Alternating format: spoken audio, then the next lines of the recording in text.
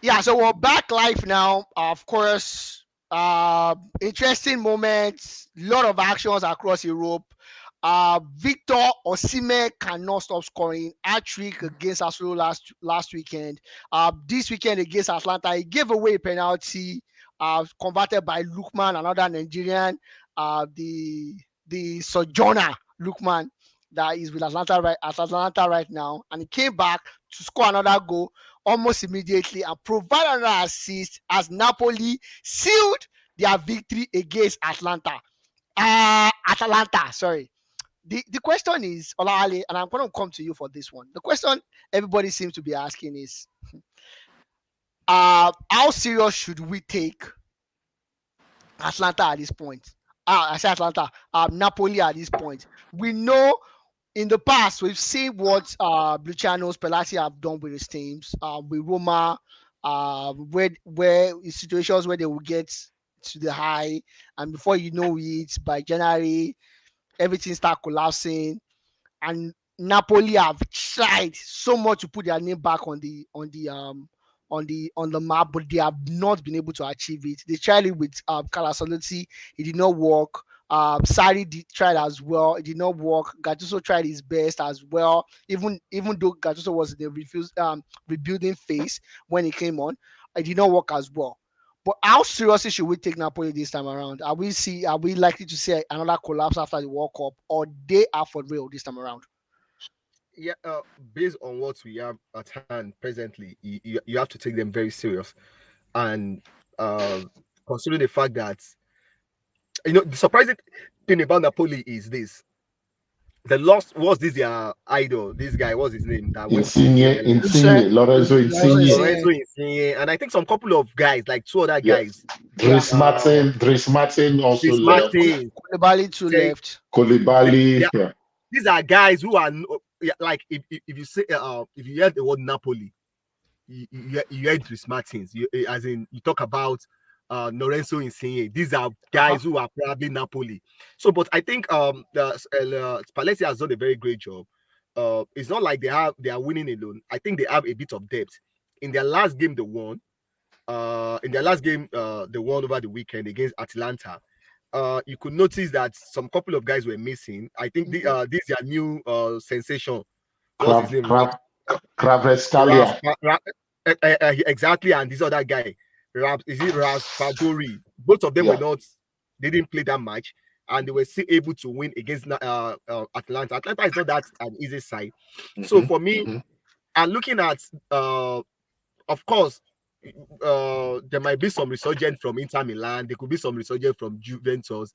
The only team that looks like competing with them for the title this season is AC Milan. With all due respect to Milan, despite the fact that they won the league last season, they are still a relatively young Young team. and Same. inexperienced side too. So it is more like two inexperienced side competing for the title. So we have to take them serious, considering the fact that the only, what do you call it, competition that I think they seem to have now is from AC Milan.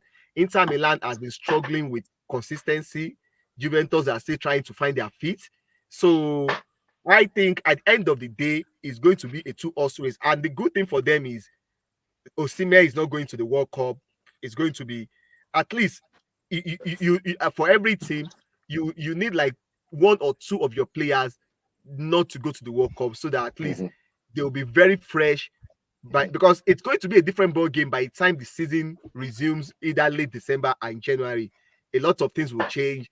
Hmm. The World Cup effect is going to have a lot of effect on some teams based on not not from I'm not even talking about from fatigue perspective, some psychological some teams are going Stage. to have a disappointing tournament. So expect that to probably play into some of these players' head at least December, January, before probably they get out of the whole thing. So for me, Napoli is a team where we have to take serious.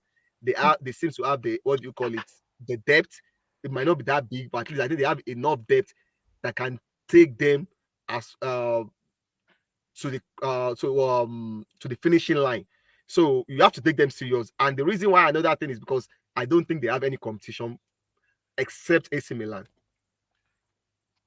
All right, perfect. Thank you very much for that. And of course, in the Rome derby, Roma lost to Lazio. Roma at home this time around.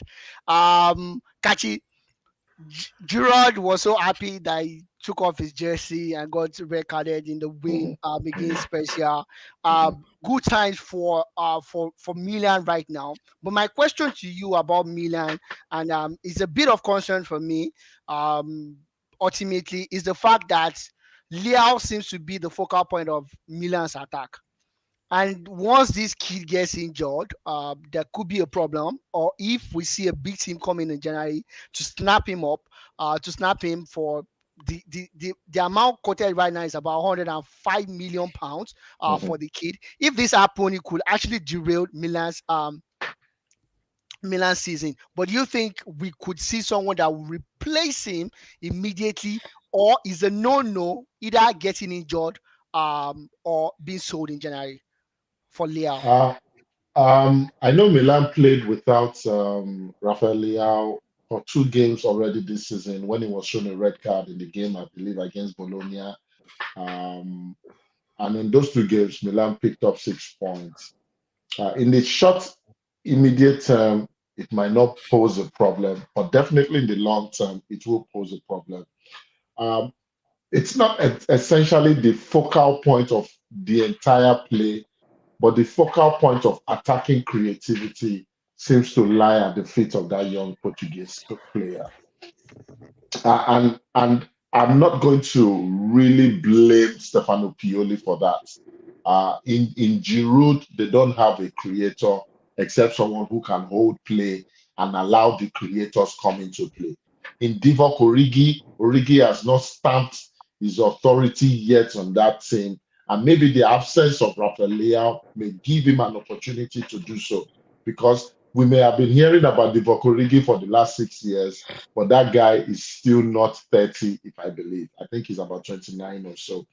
Um, the biggest concern is really not about injury, because if he's injured and still a part of the team, then we know that it's only for a short time and will be recovered when we easily seamlessly go back into the team when he recovers from injury. The biggest challenge is the fear of the likes of Chelsea, who are already looking around like the grey, bald-headed eagle, looking to snap up the young man um, right now. So my concern really is in the long term if he eventually leaves. And I think Milan has to start looking at that. I know they are currently in contract talks with him. It's looking very positive, but it also looked pretty positive with Donnarumma until all these deals fell apart. I don't know how motivated it is. The biggest thing Milan has to do is to tie him down before he goes to the World Cup and has a great tournament, because once he has a great tournament, Milan right now, because they are not a spending club, may find it hard to tie him down. So yes, it's also a cause for concern for me. But the reason I'm not too worried is that the current ownership consortium, headed by the same owners of Liverpool, probably have their scouting down to a science. I believe the same way Rafael Leao was discovered, something may happen. But this Milan team is way ahead of the curve. I said that last year, even when they won the league, they were not expected to win when they won it. So if they can compete, I already believe this is a good season simply by us qualifying for the round of 16 of the Champions League. But yes, it is a very real fear, not just for me as an analyst, but when I speak to the Milan Society here in Montreal, Canada, it is a very tangible concern that we may lose this guy to the big shots.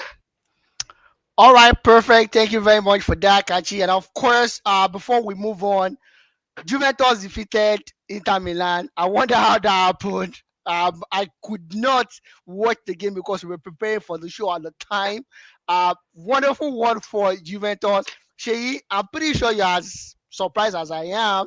I don't know if you actually had the chance to watch the game, but for me, I was surprised. Seeing guys like Danilo and the rest still being a focal point of Juventus. Yeah, Sheyi. Definitely. Quite a surprise.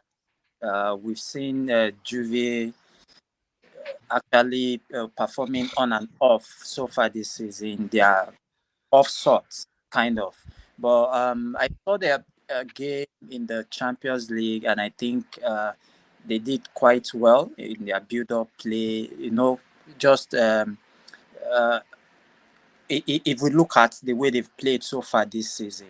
So I just guess they are trying to pick themselves up gradually. They know they are kind of facing a terrible season at the moment, but I think this is still the time for them to pick themselves up. Probably the World Cup break might just help them to regroup. LBV. Yes, and come back better. But his win is, I think, is a very good stepping stone for them to build on, especially playing the likes of Inter Milan with Dzeko, Lisandro Martinez, Uh-huh. Mkhitaryan that has been Uh-huh. firing well this Yeah. season. Barella. Yeah, Barella, and they're able to keep a clean sheet. I think it's something worthy of praise. Them. I think they should develop. They should just build on this. Probably they'll be able to salvage something from their woeful season so far. All right, perfect. And as it stands right now, I just want to check where Juve are on the table. They are still fifth on the table with 25 points. Top of the summit is Napoli with 25 points. Milan 29 points. Looks like Napoli is the runaway league leader right now. They've not lost any game, just drawn two so far. Debo, can I chip in something? Sure, go Yes, ahead, please. Napoli run away, but let us be wary of the dreaded Spalletti second half of the season burnout. Yeah, that's I think that for me is the biggest concern. If there's anything that would derail Napoli from becoming champion, it's that issue Napoli, that so Spalletti's teams have always had at the latter end of the that's the season, season. where they burn out because they except they're able to build enough gap between them and the next challenger, Uh-huh. so that whatever slumps they face, It will not really have. They will have cushion. exactly. Other than that, Yeah. I'm not really concerned right now until All it's right. 10 games to go.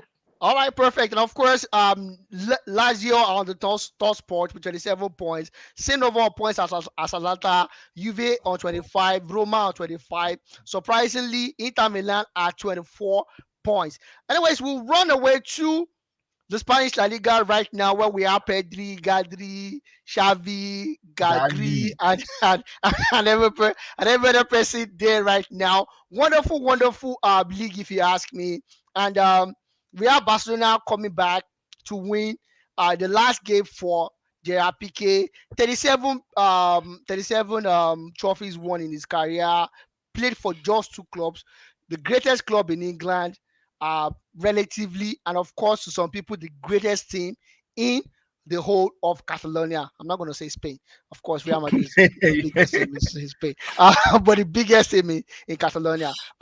Wonderful career for Gerard Piqué.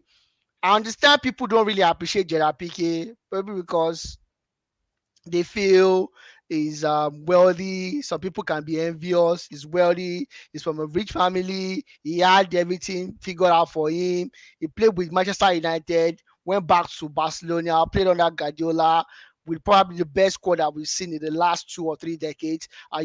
So people always bring up this kind of issue, but there still needs to put respect on the name Gerard Piqué for what he has done for football. His wonderful transition or his partnership with Puyol to other people over the years. These are things that cannot be neglected. Olale, just speak one or two things. What's your best Gerard Piqué moment? What best do you remember Gerard Piqué for? That's pretty difficult because anytime, like you said, you have to give it to him. It is one thing for you to be opportune to play in a very good side. Is another thing for you to be able to seize that opportunity very well and make the best out of it. Yeah. For me, I think probably the best moment, the best moment for me probably remains with the Spanish national team. His performance at the World Cup with his pairing with Puyol, I Carlos guess so. Puyol, Yeah, yeah, yeah, yeah, with Puyol. Carlos Puyol. But I remember Sergio Ramos was still playing at the right back then. Yeah. That's been a long years. Wow, Sergio Uh-huh. Ramos Yeah. actually played right back. Yeah. So I think I like the way, because as at 2007, Piqué was playing in the reserves team of Man United. Uh-huh. 2008 was the only season where he had that opportunity to play with the first team, and even the games he played were a bit here and this. Yeah, they were minimum. I'm not sure he played up to 15 games that season in Yeah. total. Yeah. But I 100%. was very surprised when Guardiola Snapped him up. snapped him up. But I think taking up that opportunity, considering the fact that that season, what's the name of this guy? Gabriel Milito was actually Gabriel the first Milito, choice yeah. center back, pairing Puyol, but he went on a long-term injury. Puyol, Piqué seized that opportunity. He made that role his own, and translating that into the Spanish national team, he did fantastically well at that World Cup. Most people didn't notice it. He had a very high. He understand his role. He understand what was expected of him, and I think they conceded only 2 goals throughout that competition. Yeah. And one of the reasons why of course, as a team, the Spanish team there was very difficult to play against, but I think Piqué had a very wonderful tournament. So he's been one of those players that you just have to count himself very, very lucky. Very, very lucky. He has played. It's very hard for you to play 15 years and play top at the top football. line. Yeah. Top football. Yeah. It's not something very easy. So I think it's going to make a good administrator one day. Of course, we all know that. That's an open secret. The worst kept secret is of him. Brad wants to be a Barcelona president. Of course. And he has been doing some schooling, some MBA classes across Europe, preparing himself for what could likely be his future. Boardroom war. Boardroom war, exactly. All right, perfect. Thank you very much for that. I said before we jump into the segment of the show that looks like Bayern are not so they're not invincible again, like would ordinarily think. I'm concerned about. I'm concerned, but it's understandable when you lose the second best striker in the whole world, in Lewandowski. Or for some people, the best striker in the whole world right now in Lewandowski, you will struggle, and you're getting a money that is not an out-and-out striker or a typical striker, so to speak. Right now on the table,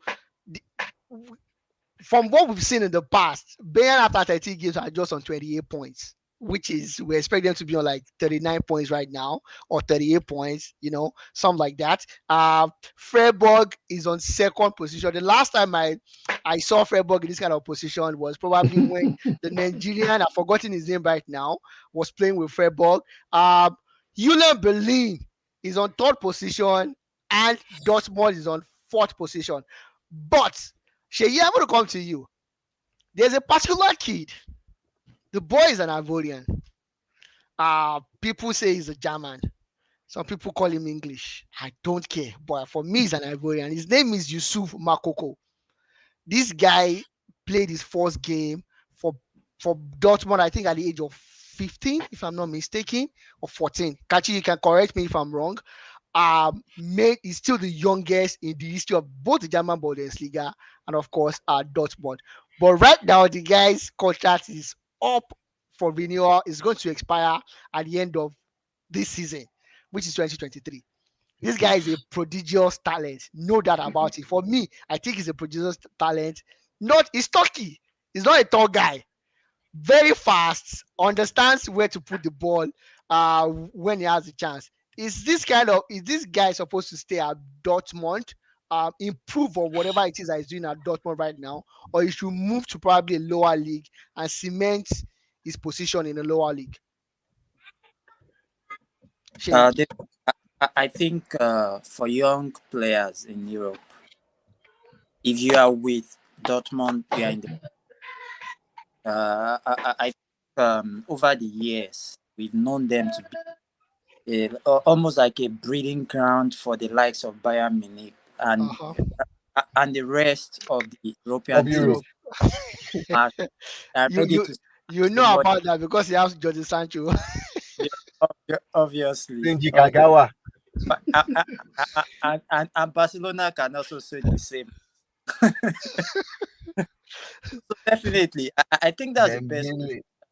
If you also remember the current England sensation, that's Jude Bellingham. Uh-huh. You can recall very well when he was about to leave. What's the name of his team? Is it Ipswich then? Birmingham. Birmingham City. Birmingham City. Thank you, Olawale. He had several deals on the table, including Manchester United. And when he decided to pick Dortmund, for me, as a Manchester United, I felt bad, but I think it was just the perfect decision for him. Look at what he has turned out to be. Right now, Dortmund will probably slam £100 million on Jude right now. Liverpool wants to pick Jude is worth more than that. Jude is worth 150 million right now.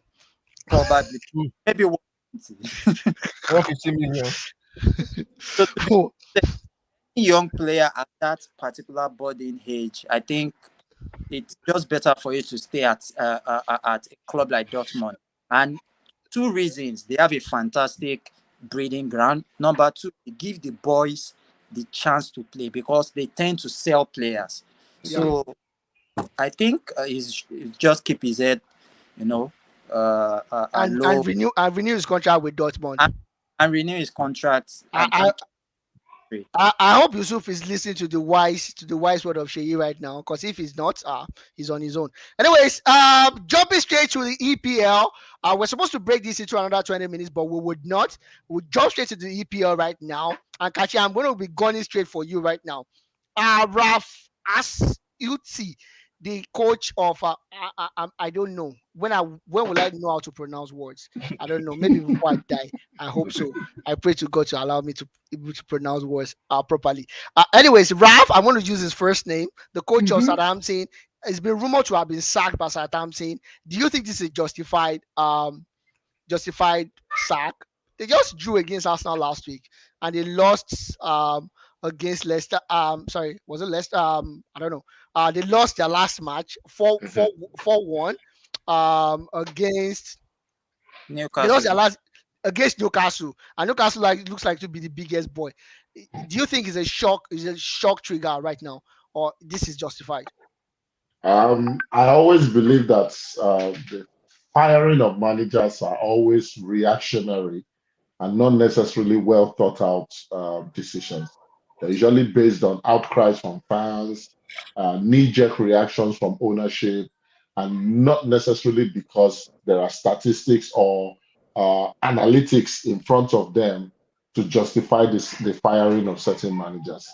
In the case of Ralph, Southampton and Ralph, the team is struggling, languishing on the 18th position. 3 wins out of 14 games. Scored 12, conceded 24.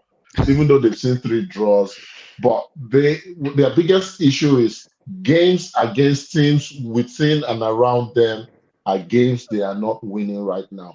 Forget what happened against Arsenal. That was a blip. It was more of Arsenal dropping 2 points than Southampton getting a draw. And that should not be the highlight.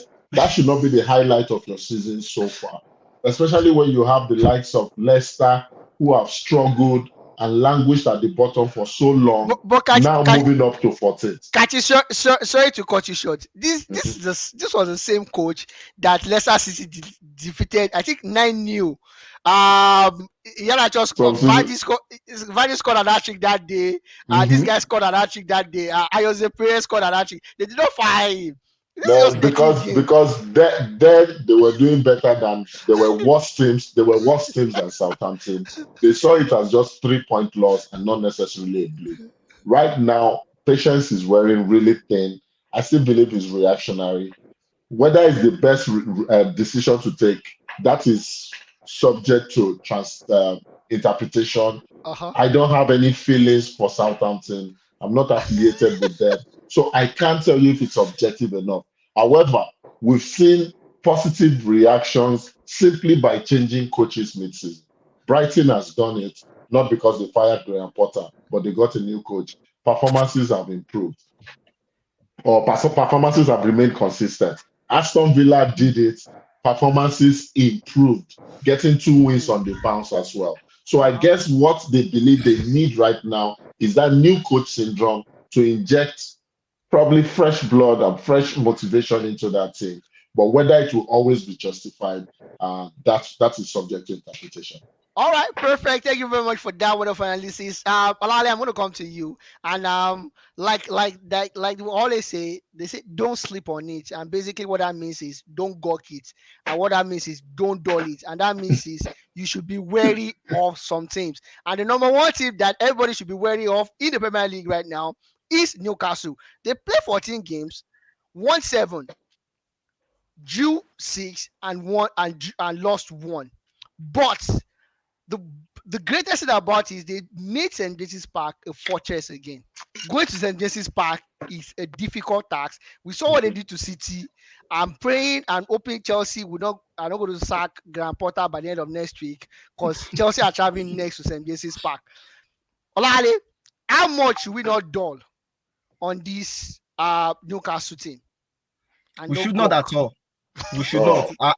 I've been dulling on them. I've been dulling their players in my FP and my fantasy league.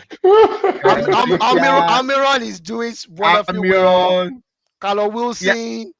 But for me, I think looking at the Newcastle story, what really makes what makes it very pleasing and a little bit satisfying is the core of those boys are still the boys Eddie Howe inherited.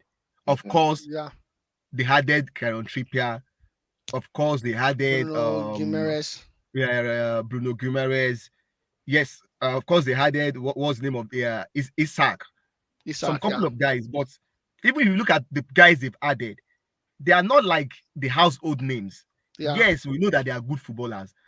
That's to show you the length of work, and we've always known that Eddie Howe to be a very good coach. Yeah, 100%. There was a time he was touted to be the replacement for Arsene Wenger in Arsenal. He did very well with Bournemouth. To be able to sustain that kind of team in the Premier League for like 3-4 seasons, while playing excellent football is not a mean job.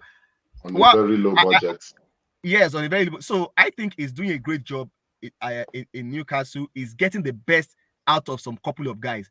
Almiron is part of it. Joelinton is another one who I think has improved drastically, and they've gotten some very silent, decent signings. So my fear for the other guys in the league is this: if Newcastle makes that stop for, you have opened an avenue for them to bring out that check. That check. Because for now, they are spending it decently. And decently. For me, they don't even spend money. If not because of Isaac. Isaac is the only big side that they signed for 60 million. Bro, the money was just 35 million pounds. Which is something that Newcastle will ordinarily afford before the Saudi Arabians came. I think Chipper was like 20-something million. Chipper was like 20-something million. So it's not, they've not brought out it, they've not bought. Anyways, I'm not going to say anything. So the best game of the weekend, Leeds United versus Bournemouth, ended 4-3 at the end of the day. Leeds did wonderfully well. Somerville, Sinista, the young Ghanaian Italian Sonto came in, changed the tide of the game for that one. Brighton cannot stop right now.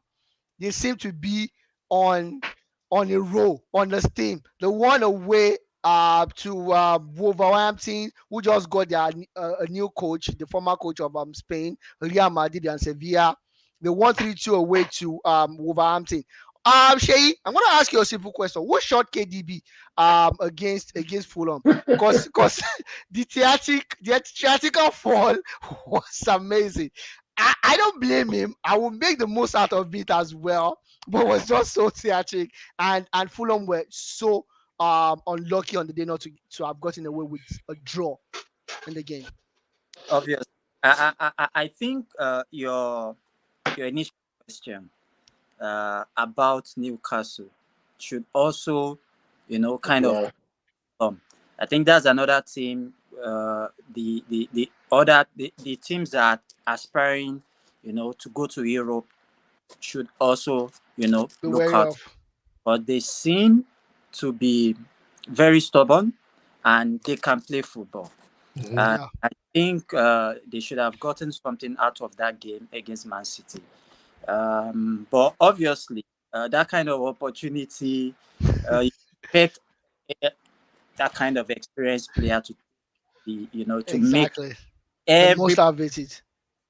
to get that, especially at that dying time. That was a lifeline for Man City, to turn 1 point into three. Uh-huh. Of course, KDB was going to even faint if they are If you had the opportunity to. the ref decided not to play. So kudos to Man City to actually grind a point out. I think the issue now is for the neighbors across town. Manchester United goes to Fulham next week. Oh wow. So Let's you see guys what you guys are in for another draw against Fulham. Wow, cause sorry. I Sorry cause, sorry in advance. I'm cause, sorry cause I'm sorry in advance, Shay. because I think this Fulham team is actually going to decide quite a lot of Of people's fate. game. Yeah, Mhm. yeah, 100%. Arsenal were lucky to actually win against them. Just to say the least. Everton were playing. Leicester City were doing the scoring. Wonderful goal by Telemans on the day, and another one by Avi Barnes gave Leicester City a 2-0 away victory and moved them up to 13 or 14 position on the league table right now. Um, Crystal Palace won away from home as well against West Ham. To the not so juicy one, I'm going to start with Kachi on this one. Aston Villa versus Manchester United. United were put through the guns, through the wire within the first 15 minutes. Two quick goals in succession. Wonderful goal.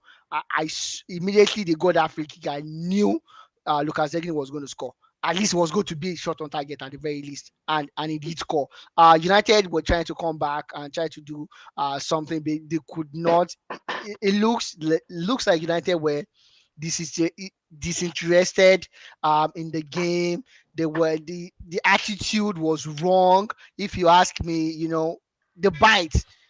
I feel they actually miss Bruno Fernandes. I don't know what happened to him. I don't know what happened to him, but I feel Suspension. they Suspension. oh, suspension. 5 yellow Oh cards. wow. Oh wow. I think they really missed him. His precision and playing Donny van der Weg seemed to be a bad decision in Mhm. hindsight. In hindsight. For Mhm. me, these are games that United should win ordinarily. So giving Donny van der Weg a run in this kind of game should not be a bad decision. But in hindsight, it looks like it was a poor one.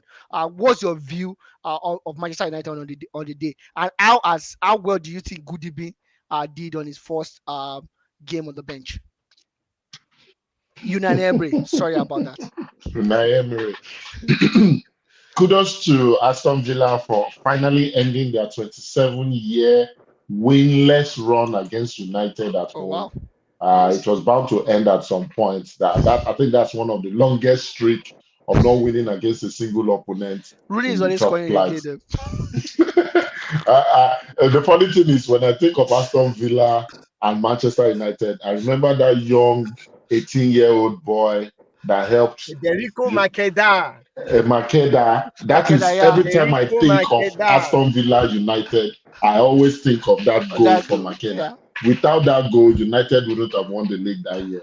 But yeah, it looked like United, Eric Ten Hag and Van der Beek piled more pressure on themselves. Van der Beek for his performance, Eric Ten Hag for his tactics on that day. I thought United were very static. Unai Emery couldn't have asked for a better start Start. to his era at the Aston Villa helm. Goals from Digne, even with the Jacob Ramsey own goal, it still didn't look like United were in it. I think it's that single game. This singular game is a microcosm of United's season. Some inspired performances, but lacking consistency. We saw that inspiration against Chelsea. We saw it well.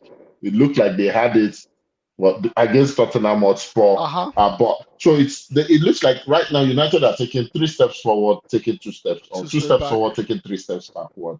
It's going to take some time. The question is, does the United Hierarchy. management have the patience that the Arsenal hierarchy had They better with do. with They with better do. Arteta? They have to allow him bring in his own players. Most of Yeah. these are still inherited people. Let's call a spade what it is. They're still Of course, inherited 100%. players. 100%. ETH still has to stamp his authority in getting the players he wants and instilling the style of football he wants. But this was Yeah. a winnable game. If United was to compete for the top four, this was the kind of game they were They supposed to should be win. winning. But it Yeah. was total shambolic. There's really nothing to praise out of that performance. We can't lay that blame at the foot of the absence of Bruno Fernandes. We just have to say the entire United team did not come out to play. But To play on kudos the to Aston Villa for finally breaking that voodoo. that is a wonderful one. Sheyi, I want to come to you now. They were outballed, outplayed, outthought, outclassed for the whole 90 minutes. And that's the tale of the game between Arsenal and Chelsea.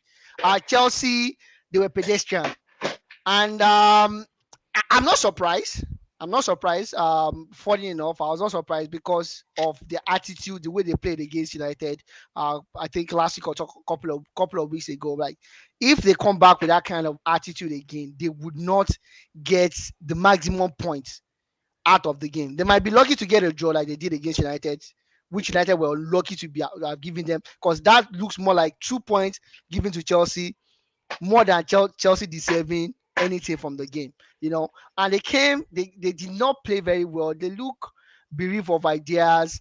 Before Aubameyang was removed, he had just 4 touches on the ball, which is pathetic. Havertz could not get the decisions right. He had a couple of wonderful opportunities to just lay the ball down for Aubameyang to just pass into the net. We know Aubameyang can do that any day, anytime. Kovacic was kept on the bench for too long, for way too long in the game. The substitutions are questionable. The tactics by Graham Potter were questionable. Everything that could go wrong for Chelsea did go wrong for Chelsea.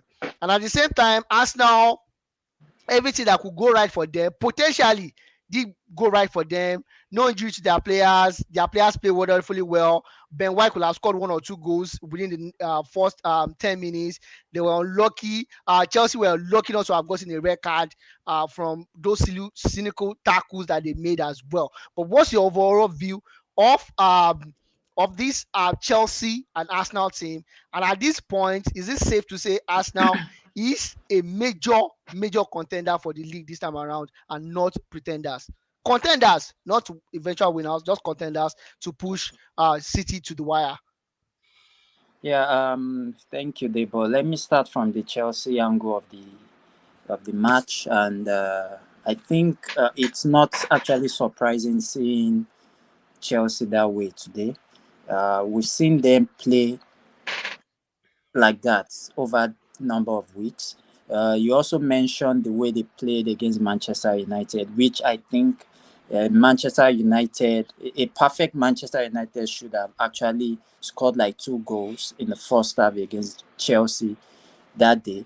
They were obviously pedestrian. I think also Graham Potter still trying to understand the way he wants to play, or probably the way he wants to play his players. Two different things, basically. So I think he's also lacking some ideas, or the ideas he has brought to play in the team is actually not working for the type of players he has at the moment. So it's actually hard to point at the actual problem, because it seems they have a lot of problems, and it's really showing on the pitch of play. And I think that's the story for Chelsea today. For me, it wasn't surprising. I knew they were not going to get anything from that game. I think Arsenal, yeah, my point of view. I think Arsenal played quite well, they were focused today.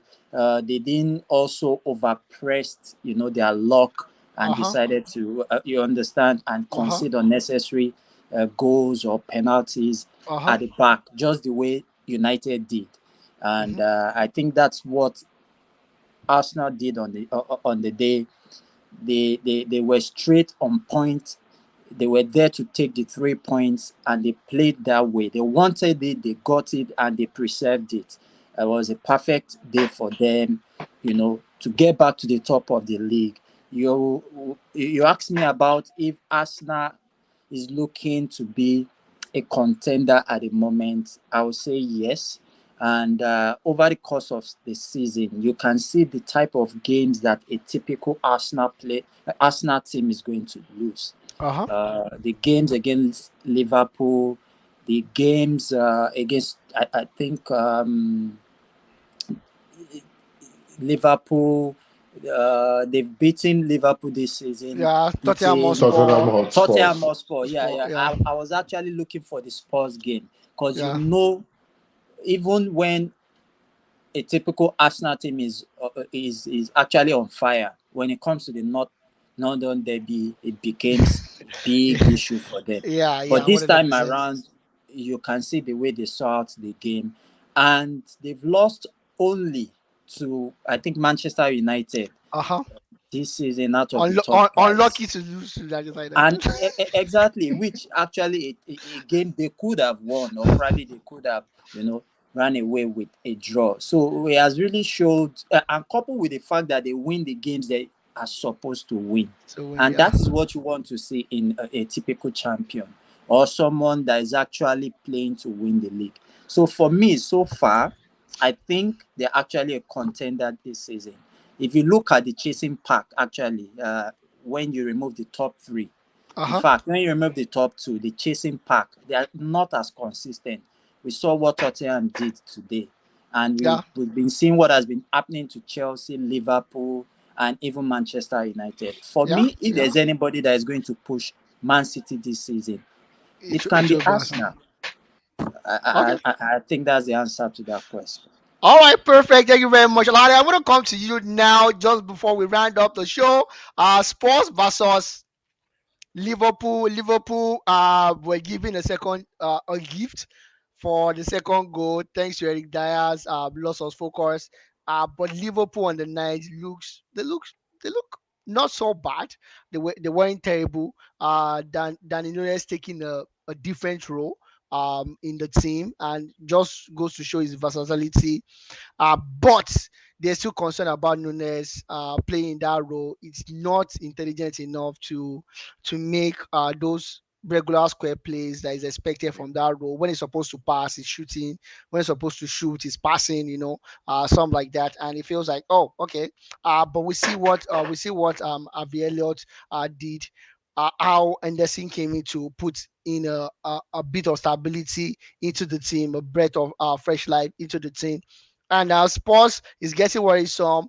In the last 5 games, they've lost 3, just won 2 as well, and it's not looking so good for Spurs right now. Your overall assertion of that game, Olale.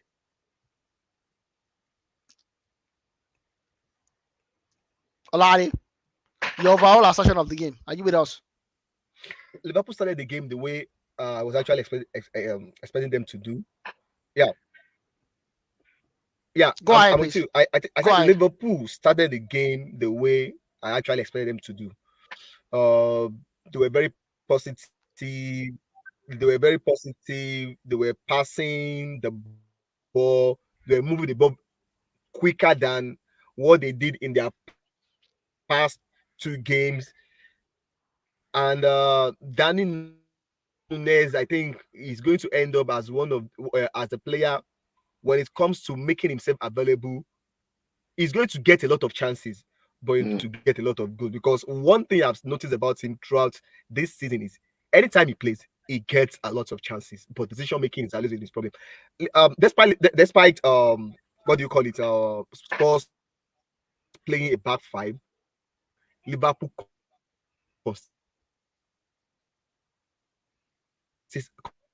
consistently were able To to break get to the break ball down, yeah, to get the ball. behind the back five. They created a lot of chances in the early part of the game. They they were rewarded with a Mo Salah goal from that point. They were, I think, they've always ended the way they always end most of their games. If you could recall in the champion, they came back from 2 goals.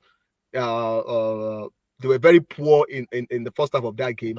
So Yeah. it's becoming, what do you call, a pattern. They Yeah. seem to lack energy. They seem to lack ideas at the beginning of the game. And probably when there's something on the line, they now tends to pick up. I think if they could be a bit more positive in their approach, it's because in the second half, they probably, in fact, probably from 35 minutes on, they gave Liverpool run for their money. They were able to get a Uh-huh. goal. And luckily for them, I think the most creative player in their forward line, which is It's back. the Kulusevski. Dejan Kulusevski, is back. And he provided the assist. For as it stands now, uh, consistency is going to be a lot of issue for them. It looks like it's going to be Liverpool, Man City, Arsenal for the top two. Newcastle third presently, but we still need to watch. So I think the third and fourth position looks like, because I think Arsenal, like you likely said, the kind of gap they've created.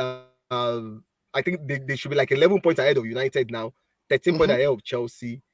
Even when they Yeah. have, like you likely said, when they have, if there is going to be a A slump patch. for them during the Slump, season, yeah. they have enough time for them to recover. For me, good win for Liverpool. They will try to probably uh build on these results and probably end the pre-World Cup league fixtures with a win against Southampton next week too, because United and Chelsea they have tricky fixtures next week. United is going to Mm-hmm. Fulham, while Chelsea are traveling to meet Through Newcastle. St. James Park.